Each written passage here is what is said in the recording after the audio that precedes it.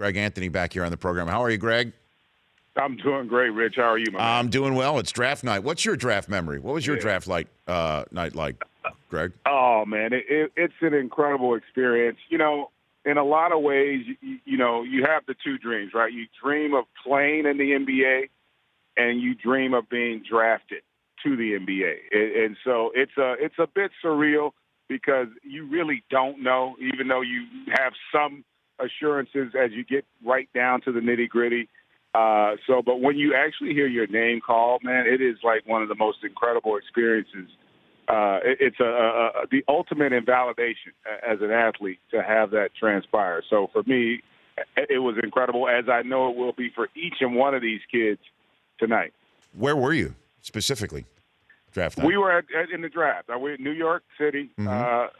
We were in the green room, basically. They brought all the guys that were lottery picks there, much like what you're going to see tonight. And so, I had my uncle there and my agents and some family friends. And, it's just an awesome honor. It's a culmination of all that hard work, all that speculation, all that doubt. And then to finally have it all come together, man, on that draft night is the coolest feeling. Still, probably my fondest memory to this date is to have your name called on draft night. Now, what suit were you wearing? I was cleaner than the Board of Health, man. I was clean. I had on some lavender pants with I think it was like a brown tweed jacket with some lavender imprints into it. I was clean, man. I came with it that night. As we,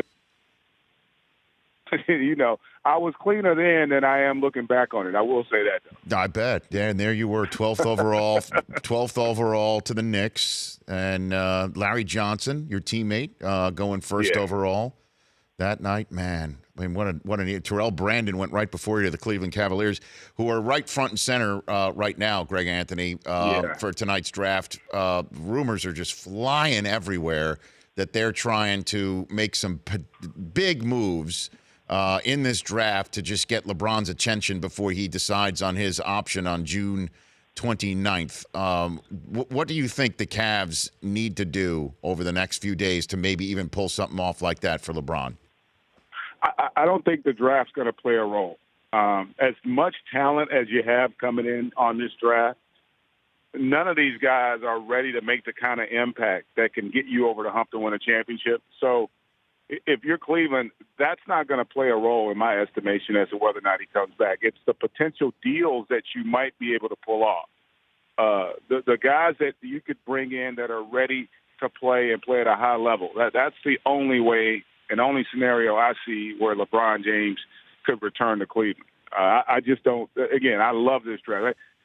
Ayton could fall to the Cavs, and I don't think it changes anything. And again, not because the talent isn't ready, but or is it incredible? It's just that they're not ready to impact at that level. It's one thing to play in the NBA, right, as a young player. It's another to go and help a team win and win big. And so that's going to take a couple years, especially because these kids are basically only 1 year removed from high school.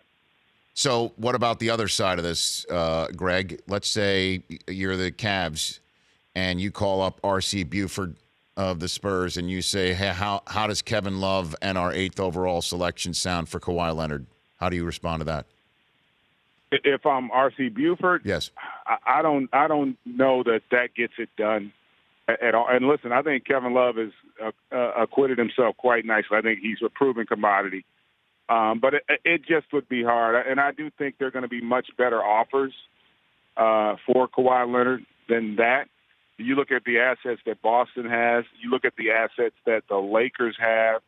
And the other thing is, if you're going to trade a guy like Kawhi Leonard, I don't necessarily want a aging star. I don't want a guy on the back nine of his career. I want somebody who has a chance to emerge and be an incredible talent for the next 5 to 10 years. And so that's why I think teams like L.A. and Boston are in a much better situation in order to make a deal with San Antonio. And if the rumors are true and Kawhi's already let it be known that he intends to re-sign in L.A. or wants to sign in L.A., I don't know that you would even risk that, because if he doesn't give you the guarantee that he's going to re-sign, then you're basically giving away a ton of talent. And it's no different than what OKC is dealing with right now. If Paul George doesn't re-sign there, all they did to get him is for naught. So, you can't in this day and age take the risk of making a blockbuster deal for a guy that has no intention of re-signing with you. Greg Anthony, he's part of NBA TV's draft coverage tonight, Turner Sports. Greg Anthony back here on the show. Let's dig a little bit deeper into this, because I brought this up a little bit on yesterday's show, and I haven't really heard this discussed involving Kawhi Leonard, because he's such a spectacular two-way player, and he's young, and he has so much talent and can bring LeBron to wherever he is, if that is the intention of the team that acquires Kawhi Leonard. Greg, is the idea that if the rumors are true, that he really wasn't all that hurt, but had feelings hurt, and thus was sitting out this season to create this moment that he could use for maximum leverage. Would you as a teammate be concerned to bring somebody like that into your locker room, Greg? Well, let me answer this way. First and foremost, that isn't true. Okay, I know with certainty that's not true. Having said that, if it were true, absolutely you'd have a concern. More importantly, I think as an organization I would have a concern, because you would never want a guy to hold an organization hostage like that, right? Like that would never be acceptable within the locker room, within the front office, within the league for that matter. So that would not be the case, and it wasn't. The reality is this: his injury was misdiagnosed by San Antonio. And that's what basically created the situation where there's a lack of trust. And rightfully so. I would have an issue as a player with that, because your career is finite, right? And he's also coming into the midst of where, he's about to sign a mega contract. He's a proven commodity. He's right smack dab in the beginning of the midst of his prime. And so it would create some uncertainty in your mind. And so now the way it all played out after that is what I think, even more than the misdiagnosis, I think the way that San Antonio dealt with it publicly didn't help their cause. And so that's why we're in a situation now where it's very likely that he won't resign, which, is unfortunate for San Antonio, because he's become the kind of player he is there. But, these things do happen. And sometimes guys want to go elsewhere to try to maximize their opportunities to win, or to whatever it is, whatever the priorities may be. But it is unfortunate. But again, this all creates an incredible interest for this upcoming offseason because of LeBron, Kawhi, Paul George, all these A-list mega superstars. They're going to potentially have an impact in terms of changing the power structure in the NBA. Yeah. So, and also Chris Paul, who I just want to get to in a second. So just to recap here, you don't think there's an opportunity? Well, there's an opportunity. You don't think the chances are likely that the way that Popovich and the Spurs were able to put the toothpaste back in the tube with LaMarcus Aldridge last year when he was requesting exit visas from San Antonio, you don't think that's going to happen with Kawhi Leonard? No, because this one had – the thing with LaMarcus is his issue was actually more on the court from the standpoint, and Pop even acknowledged this, that he made the mistake in terms of how he utilized him. He was a guy that had been, a 9-year pro, had established himself as one of the best players in the league, and you decided you wanted to have him do things differently. He said that was a mistake on my part, and they had a heart-to-heart about that. This one is a little bit different. Again, it starts with the misdiagnosis, and then just the way they went about it, because there was never any public embarrassment of LaMarcus Aldridge from Pop or that organization. And I just got a sense that because Kawhi, we never heard from him, I just got a sense that the way those things went down, they basically done so much damage that it would be irreparable. The analogy, it'd be like telling your wife you want a divorce, and then trying to walk that one back. Yeah. I don't know if you can walk that one back, partner. Like once you say that word, in essence, once you've broken the trust, I don't know that you could repair that one. And I think this is somewhat similar. We're going to hear more about it, obviously, as they've had a meeting now.